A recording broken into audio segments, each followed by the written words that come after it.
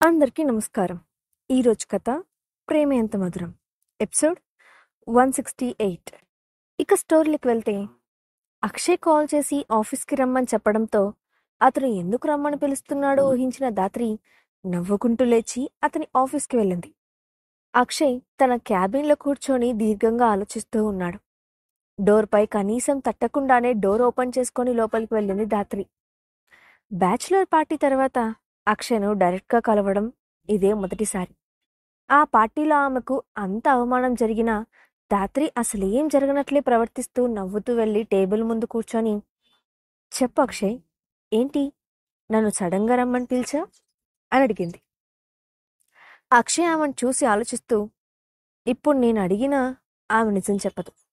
కానీ అడగకుండా ఉండలేని పరిస్థితి. యువన్ ఎక్కడున్నాడో తెలుసుకోవాలంటే ఇప్పుడు నాకున్న ఒక చిన్న క్లూను కూడా నేను వదలకూడదు అనుకుంటూ ఇష్టం లేకుండానే ఆమె వైపు చూసి డైరెక్ట్గా పాయింట్కి వస్తూ, యువన్ నీ దగ్గరున్నాడా అని అడిగాడు. ఆ మాట వినగానే దాత్రి మనసులో, నాకు తెలుసు నువ్వు అందుకే పిలిచావని అని అనుకుంటూ పైకి మాత్రం ముఖం అమాయకంగా పెట్టి, యువన్ నా దగ్గర ఎందుకుంటాడు? నువ్వేం మాట్లాడుతున్నావు అక్షయ్? నాకేం అర్థం కావడం లేదు అని అంది. అక్షయ్ చైర్లో వెనక్కి ఆనుకొని ఆమె వైపే సూటిగా చూస్తూ, యువన్ కనిపించడం లేదు. ఎవరో కిడ్నాప్ చేసి ఉంటారని నా అనుమానం. అది నువ్వే అయ్యుంటావని నా డౌట్. అందుకే నిన్ను అడుగుతున్నాను అంటూ ఆ ముఖం మీదే చెప్పాడు. దాంతో ద్రత్తి షాక్ అవుతున్నట్లుగా ముఖం పెట్టి, అక్షయ్, నేను నిన్ను ఎంతగా ప్రేమిస్తున్నానో నీకు తెలియదా? అలాంటిది నువ్వు ఇష్టపడే యువన్ను నేనెందుకు కిడ్నాప్ చేస్తాను అని అంది. అక్షయ్ ఆమె ప్రవర్తనని గమనిస్తూ ఉన్నాడు. ఖచ్చితంగా ఆమె అబద్ధం చెప్తోందని అక్షయ్కి అర్థమైంది. కానీ అది అబద్ధమని చెప్పడానికి అతని దగ్గర ఆధారాలు లేవు. అందుకే అతను ఏం మాట్లాడకుండా ఆమె వైపు సైలెంట్గా చూస్తూ ఉన్నాడు. అప్పుడు దాత్రి తన నటనను మరింత పెంచుతూ, అయినా అంత చిన్న పిల్లాడిని బాధ పెడితే నాకేం వస్తుంది అక్షయ్? నేను కూడా రేపు ఒక బిడ్డకు తల్లినవుతాను కదా. నేను ఇలాంటి పనులు చేయను అక్షయ్. నువ్వు మరీ నన్ను అంతలా అనుమానించకు. నాకు చాలా బాధగా ఉంటుంది అక్షయ్ అంటూ ఏడుపు ముఖం పెట్టింది. అక్షయ్ ఆమె నటనని చూసి లోపలే చిరాకు పడుతూ ఉన్నాడు. ఒకవేళ ఇప్పుడు అతను దాత్రిని కోపంగా మాట్లాడితే, యువన్ నిజంగా ఆమె దగ్గరే ఉంటే ఆమె ఆ కోపాన్ని యువన్పై చూపిస్తుందేమోనని అతని మనసులో ఎక్కడో అనుమానం ఉంది. అందుకే అక్షయ్ మౌనంగా ఆమెను భరిస్తున్నాడు. అతను సైలెంట్గా ఉండటంతో తన యాక్టింగ్ను అతను నమ్మాడని అనుకున్న దాత్రి మెల్లగా, నువ్వింకెప్పుడు అలా మాట్లాడకు అక్షయ్.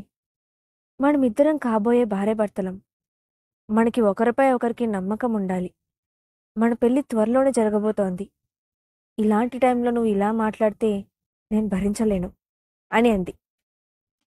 ఆ మాటలు విన్న అక్షయ్ ముఖం చిరాగ్గా పెడుతూ, అసలు ఈమె ఎలాంటి మనిషి?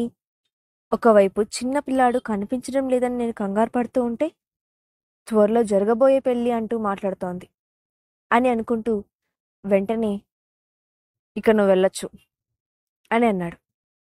అతను హఠాత్తుగా వెళ్ళిపోమ్మని చెప్పడంతో దాత్రి అర్థం కానట్లుగా చూస్తూ, అదేంటక్షయ్, నీకోసం నేను అంత దూరం నుంచి వస్తే అప్పుడే వెళ్ళిపోమ్మని చెప్తున్నావు? మనమిద్దరం కలిసి ఏదైనా రెస్టారెంట్కి లంచ్కి వెళ్దాం అని ఆశగా అడిగింది. అక్షయ్ వెంటనే ముందుకు వంగి టేబుల్పై ఉన్న ఫైల్ని ఓపెన్ చేస్తూ, సారీ, నాకు టైం లేదు, చాలా వర్క్ ఉంది, యూ కెన్ లీవ్ అని అన్నాడు. ఆ మాటకు దాత్రి హర్ట్ అయినట్లుగా చూసి పళ్ళు కొరుకుతూ, నువ్వు ఎప్పుడూ ఆ స్నేహ గురించి, దాని కొడుకు గురించి తప్ప నా గురించి ఆలోచించడం లేదు. నిన్ను ఎలాగైనా నా గురించి ఆలోచించేలా చేస్తాను. నీ జీవితంలోకి భార్యలా వస్తాను.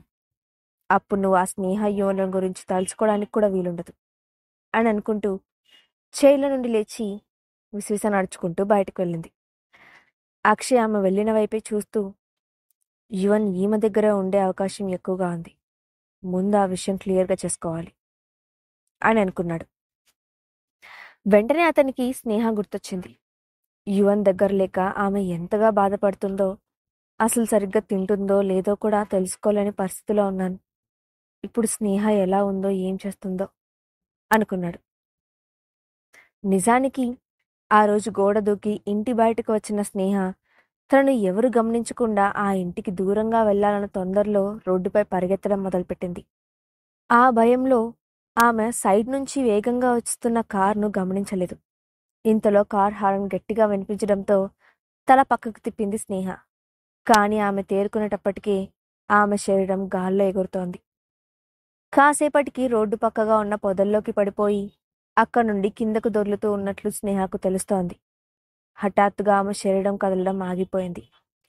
చిక్కనైన వెచ్చటి జిగట పదార్థం ఆమె దేహం నుండి బయటకు ప్రవహిస్తున్నట్లుగా అర్థమవుతోంది. మెల్లగా కళ్ళు మూతలు పడుతుండగా యువన్ అంటూ కలవరించింది స్నేహ. ఆఫీస్లో ఉన్న అక్షయ్ మెల్లగా ఈజీ చైర్లో వెనక్కి వాలి కళ్ళు మూసుకున్నాడు. ఇంతలో డాడీ అంటూ యువన్ పిలుపు అక్షయ్ చెవుల్లో వినిపించింది. దాంతో ఒక్కసారిగా ఉలిక్కిపడి కళ్ళు తెరిచాడు అక్షయ్. కాని అక్కడ ఎవరూ కనిపించకపోవడంతో అది తన భ్రమ అని అర్థం చేసుకున్నాడు. ఎన్నోసార్లు డాడీ అని యువన్ పిలిచే పిలుపు విని అతని హృదయం ఉప్పొంగిపోయింది. తనలో ఉన్న తండ్రిని మొదటిసారి తట్టి లేపిన యువన్ ఇప్పుడు ఎక్కడున్నాడో ఎలా ఉన్నాడో అనుకున్న అక్షయ్ వెంటనే త్రిపాఠికి కాల్ చేసి తన క్యాబిన్కు రమ్మని పిలిచాడు. దాంతో 2 నిమిషాల్లోనే అక్షయ్ క్యాబిన్కి వచ్చాడు త్రిపాఠి. యువన్ గురించి ఏమైనా తెలిసిందా? డైరెక్ట్గా అడిగాడు అక్షయ్. అప్పుడు త్రిపాఠి కొంచెం తడబడుతూ, మన వాళ్ళు సెర్చ్ చేస్తూనే ఉన్నారు సార్. యువన్ బాబు మిస్ అయిన రోజు రోడ్డుపై ఒక చిన్న పిల్లవాడిని కిడ్నాప్ చేయడం చూశానని ఒక టాక్సీ డ్రైవర్ చెప్పినట్లు తెలిసింది. కానీ అంతకు మించి అతని దగ్గర నుండి యూస్ఫుల్ ఇన్ఫర్మేషన్ ఏదీ లేదు అని చెప్పాడు. అప్పుడు అక్షయ్ ఒక క్షణం ఆలోచించి, వెంటనే ఇన్ఫర్మేషన్ను పోలీస్ స్టేషన్ కూడా పంపించు. విషయం బయటకు రాకుండా వాళ్ళని అన్అఫీషియల్గా ఇన్వెస్టిగేషన్ చేయమని చెప్పు. మీరు మాత్రం సర్చింగ్ ఆపొద్దు అని చెప్పాడు. ఓకే సార్ అని అన్న త్రిపాఠి అక్కడి నుండి కదిలాడు. అప్పుడు అని నిట్టూరుస్తూ భారంగా తలను వెనక్కి వాల్చిన అక్షయ్ నెమ్మదిగా, ఎక్కడున్నావు యువన్? నీ పిలుపు కోసం నేను వెయిట్ చేస్తున్నాను అని నిస్సహాయంగా అన్నాడు. అప్పుడే క్యాబిన్ నుండి బయటకు వెళ్ళబోతున్న త్రిపాఠి చెవిలో ఆ మాటలు పడ్డాయి. తన బాస్ను అంత నిరాశగా ఎప్పుడు చూడకపోవడంతో అతనికి కష్టంగా అనిపించి ఓదార్పుగా ఏదో చెప్పాలని అనుకున్నాడు త్రిపాఠి. కాని తన బాస్ ముందు నోరు తెరిచే ధైర్యం చేయలేక వెనక్కి తిరిగాడు. క్యాబిన్ డోర్ తీసి బయటకు వెళ్ళిన అతనికి అప్పుడే అటువైపు వస్తున్న అరుణ్ కనిపించాడు. అదే సమయంలో లోపల నుండి నీరసంగా బయటకు వస్తున్న త్రిపాఠిని చూసి అతను ఆశ్చర్యపోతూ, ఏమైంది త్రిపాఠి గారు, ఎందుకలా ఉన్నారు అని అడిగాడు. అప్పుడు త్రిపాఠి నిరాశగా, ఏం చెప్పమంటారు సార్, స్నేహ గారి అబ్బాయి యువన్ బాబు కనిపించడం లేదు.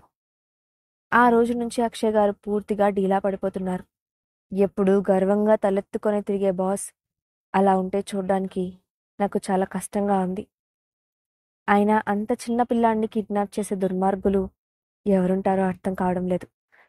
మనం ఎంత ట్రై చేసినా కనీసం చిన్న క్లూ కూడా కనిపెట్టలేకపోతున్నాం అని చెప్పాడు. ఆ మాట వినగానే అరుణ్ కంగారుగా, మీరేమంటున్నారు త్రిపాఠి గారు, ఇది ఎప్పుడు జరిగింది అని అడిగాడు. జరిగి 2 రోజులు అవుతోంది సార్ అని చెప్పి ముఖం వేలాడేసుకొని అక్కడి నుంచి వెళ్ళిపోయాడు త్రిపాఠి. అరుణ్ అతని వైపు వింతగా చూస్తూ అక్షయ్ క్యాబిన్ డోర్ తీసుకొని లోపలికి వెళ్ళాడు. అతను వెళ్ళేటప్పటికీ అక్షయ్ వెనక్కి వాలి కళ్ళు మూసుకొని ఏదో ఆలోచిస్తూ ఉన్నాడు. ముఖమంతా పీకపోయి చాలా రోజుల నుండి నిద్రలేనట్టుగా కనిపించిన అతన్ని చూసిన అరుణ్ ఆశ్చర్యపోతూ, అక్షయ్ అని సున్నితంగా పిలిచాడు. దాంతో అక్షయ్ కళ్ళు తెరిచి అరుణ్ వైపు చూశాడు. యువన్ కనిపించడం లేదంట కదా, నాకెందుకు చెప్పలేదు, నేను కూడా నా ప్రయత్నం చేసేవాడిని కదా అని ఆత్రంగా అంటూ చైర్లో కూర్చున్నాడు అరుణ్. ఆ మాటకు అక్షయ్ అతని వైపు నిర్లిప్తంగా చూసి, ఒకవేళ నిజంగా యువన్ ఎక్కడున్నాడో తెలిసినా నువ్వు తీసుకురాలేవు అన్నాడు. అది విని అరుణ్ ఆశ్చర్యంగా చూసి, ఎందుకు తీసుకురాలేను అని అడిగాడు. అప్పుడు అక్షయ్ అతని కళ్ళల్లోకి సూటిగా చూస్తూ, కొన్నిసార్లు కొన్ని విషయాలు ఎవరు చేస్తున్నారో తెలిసినా వాళ్ళని మనం రెడ్ హ్యాండెడ్గా పట్టుకోలేం. ఒకవేళ పట్టుకున్నా వాళ్ళ గురించి బయటకు చెప్పడానికి ఇష్టపడం. ఆమె కరెక్ట్ అని అన్నాడు. అతని మాటలు విన్న అరుణ్కి కొంచెం తికమకగా అనిపించాయి. కానీ ఆ మాటల్లో ఏదో అర్థముందని కూడా అనిపించింది. స్నేహ విషయంలో దాత్రి చేసిన ఘోరాలన్నిటికీ తన దగ్గర సాక్ష్యం కూడా ఉన్నా అక్షయ్కి ఇప్పటి వరకు తెలియనివ్వలేదు. కనీసం ఈ విషయం రాజేశ్వరి గారితో చెప్పి దాత్రి నిజస్వరూపం ఆమెకు అర్థమయ్యేలా చేసి ఈ పెళ్లి ఆపాలని అనుకున్నాడు అరుణ్. కానీ దాత్రి ఆమెతో తాను దాత్రిని ప్రేమిస్తున్నానని, అందుకే ఇదంతా చేస్తున్నానని చెప్తే రాజేశ్వరి తన మాటల్ని సాక్ష్యాల్ని కూడా నమ్మదని అనుకున్నాడు అరుణ్. అందుకే రాజేశ్వరి దగ్గరికి వెళ్లకుండానే ఆగిపోయాడు. దాని కారణంగానే ఇప్పటికీ ఆ పెళ్లి ఆగిపోలేదు. ఈ విషయాలేవీ అక్షయ్కి తెలియకపోయినా ధాత్రి విషయంలో అతను తనపై కోపంగా ఉన్నాడని అర్థం చేసుకున్నాడు అరుణ్. దాంతో తప్పు చేసినట్లుగా అక్షయ్ కళ్ళల్లోకి చూడకుండా తలదించుకున్నాడు. అప్పుడు అరుణ్కి ఆ రోజు తన విషయాలేవీ అక్షయ్కి చెప్పొద్దని రెస్టారెంట్లో తన చేతులు పట్టుకొని బ్రతిమాలిన ధాత్రి ముఖం గుర్తొచ్చింది. దాంతో అతను ఆలోచిస్తూ, ఒకవేళ నేను అక్షయ్ దగ్గర నోరు విప్పనని అర్థం చేసుకొని ధాత్రి మళ్ళీ యువన్ను కిడ్నాప్ చేసి మరో తప్పు చేసిందా? అందుకే అక్షయ్ ఇలా మాట్లాడుతున్నాడా అని అనుకున్నాడు. వెంటనే అతడు కోపంగా, ధాత్రి, ఈసారి ఈ తప్పు చేసింది నువ్వే అని నాకు తెలిస్తే నేను నిన్ను క్షమించను అని మనసులోనే అనుకున్నాడు. అక్షయ్ మౌనంగా అరుణ్ ముఖంలో మారుతున్న ఎక్స్ప్రెషన్స్ను గమనిస్తూ, ఏం ఆలోచిస్తున్నావు అరుణ్ అని అన్నాడు. ఆ ప్రశ్నకు అరుణ్ తడబడుతూ, ఏం లేదు అక్షయ్, నువ్వు ఈ మధ్య ఎక్కువగా ఏదో ఒకటి ఆలోచిస్తూనే ఉన్నావు. నీ హెల్త్ పాడైపోతుంది. నువ్వు కాస్త కేర్ తీసుకో. యువన్కి ఏమీ కాదు. నేను కూడా యువన్ గురించి వెతకడానికి ప్రయత్నిస్తాను. కానీ నువ్వు ఇంకో విషయం కూడా గుర్తుపెట్టుకోవాలి. ధాత్రితో నీ పెళ్లి డేట్ దగ్గర పడుతోంది. నువ్విలా పరధ్యానంగా ఉంటే అందరికీ లేనిపోని అనుమానాలు వస్తాయి అని అన్నాడు. ఆ మాటకు అక్షయ్ తలపైకెత్తి అరుణ్ వైపు సూటిగా చూసి, అన్నీ నువ్వు చూసుకుంటావని నాకు మాటిచ్చావు, నీకు గుర్తుందా అని అడిగాడు. అరుణ్ కొన్ని రోజుల క్రితం అక్షయ్తో మాట్లాడుతూ ధాత్రి గురించి తాను చూసుకుంటానని, ఈ పెళ్లి తప్పించేలా చేస్తానని అక్షయ్కి చెప్పిన విషయాన్ని గుర్తు చేసుకున్నాడు. దాంతో అతను మౌనంగా, గుర్తుంది అన్నట్టు తలూపాడు. అయితే సరే, ఇప్పుడు కూడా అన్నీ నువ్వే చూసుకో అని అంటూ చెప్పినట్లుగా విషయాన్ని చెప్పాడు. దాంతో అతను ధాత్రి గురించి అన్ని విషయాలు తెలుసన్న నిజాన్ని అక్షయ్ గ్రహించే ఉంటాడని ఊహించాడు అరుణ్. ఆ ఆలోచన రాగానే ఇక అక్కడ ఉండలేకపోయాడు. వెంటనే పైకి లేచి, ఇక నేను బయలుదేరతాను అని చెప్పి అక్షయ్ ముఖం వైపు కూడా చూడలేక వెంటనే హడావిడిగా నడుచుకుంటూ క్యాబిన్ డోర్ దగ్గరికి వచ్చాడు. అతనికి హఠాత్తుగా అక్షయ్కి సారీ చెప్పాలని అనిపించింది. దాంతో వెనక్కి తిరిగి అక్షయ్ వైపు చూశాడు. కానీ ఎంత ప్రయత్నించినా అతని గొంతులో నుంచి సారీ అనే పదం బయటికి రాలేదు. దాంతో ఏం మాట్లాడకుండానే అక్కడి నుంచి బయటకు వెళ్ళిపోయాడు. అక్షయ్ బయటకు వెళ్ళిన అరుణ్ వైపే చూస్తూ, నువ్వు ఆ ధాత్రి ప్రేమలో పిచ్చివాడు అయిపోయావు అరుణ్. అందుకే నువ్వు నా దగ్గర కూడా నిజం చెప్పలేకపోతున్నావు అని అనుకున్నాడు. ఆ తర్వాత కాసేపు ఏదో ఆలోచించి వెంటనే త్రిపాఠికి కాల్ చేసిన అక్షయ్, యువన్ కిడ్నాప్ విషయంలో నాకు ఆ ధాత్రిపై డౌట్గా ఉంది. అర్జెంటుగా ఆమెను వాచ్ చేయడం స్టార్ట్ చేయండి. ఆమె ఎక్కడికి వెళ్తుంది, ఎవరెవరిని కలుస్తుందో అన్నిటినీ అబ్జర్వ్ చేయండి. ఏదైనా అన్యూజువల్గా అనిపిస్తే వెంటనే నాకు ఇన్ఫార్మ్ చేయండి అని చెప్పాడు. ఓకే సార్, ఇప్పుడే మన వాళ్ళని పంపిస్తాను అని త్రిపాఠి చెప్పడంతో కాల్ డిస్కనెక్ట్ చేశాడు అక్షయ్. మరోవైపు అక్షయ్ ఆఫీస్ నుండి బయటపడిన అరుణ్కి ఒక్కసారిగా ఊపిరాడినట్లయింది. ఇంటికి వెళ్లాడన్న మాటే కాని అక్షయ్ మాటలే అతని చెవుల్లో మోగుతున్నాయి. అలాగే యువన్ అందమైన ముఖం కూడా అతని కళ్ళ ముందుకొచ్చింది. అంత చిన్న పిల్లవాడిని ఒకవేళ నిజంగా ధాత్రి కిడ్నాప్ చేసి ఉంటే ఈసారి ఆమెను వదిలే ప్రసక్తే లేదు అని గట్టిగా అనుకున్నాడు. దీని గురించి నేరుగా వెళ్లి ఆమెతోనే మాట్లాడాలని నిర్ణయించుకున్నాడు. తర్వాత రోజు ఉదయాన్నే ఆఫీస్కి బయలుదేరుతున్నాడు అక్షయ్. ఇంతలో త్రిపాఠి దగ్గర నుండి కాల్ రావడంతో వెంటనే కాల్ లిఫ్ట్ చేసిన అక్షయ్, ఏదైనా తెలిసిందా అని ఆత్రంగా అడిగాడు. అప్పుడు త్రిపాఠి, బాస్, మీరు చెప్పినట్లే ధాత్రి మేడం గురించి ఎంక్వైరీ చేశాం. కానీ ఈ 4 రోజుల నుండి ఆమె పనులేవి అన్యూజువల్గా లేవు. అంతా నార్మల్గానే ఉంది. మనం అనుమానించదగ్గ విషయం ఒక్కటి కూడా లేదు అని చెప్పాడు. అది విన్న అక్షయ్ అనుమానంగా, ఇట్స్ ఇంపాసిబుల్ అనుకుంటూ, ఒక్క క్షణం మౌనంగా ఉండిపోయాడు. తన బాస్ ఆలోచిస్తున్నప్పుడు సైలెంట్గా ఉండిపోతాడని త్రిపాఠికి బాగా తెలిసి ఉండటంతో అతను అక్షయ్ సమాధానం కోసం వెయిట్ చేస్తున్నాడు. కాసేపటి తర్వాత అక్షయ్, మీరు ఆమెను వాచ్ చేయడం ఆపద్దు. తప్పకుండా మనకి ఏదో ఒక క్లూ దొరుకుతుంది అని నమ్మకంగా అన్నాడు. ఓకే సార్ అన్నాడు త్రిపాఠి. మరోవైపు అరుణ్ రాత్రి నిర్ణయించుకున్న ప్రకారమే ఉదయాన్నే లేచి నేరుగా దాత్రి ఇంటికి వెళ్ళాడు. దాత్రి ఇంట్లో అరుణ్ ఏం చేయబోతున్నాడు? జీవన్ ఎక్కడున్నాడో అరుణ్ కనిపెట్టగలడా? నెక్స్ట్ పార్ట్లో చూద్దాం. Thanks for watching.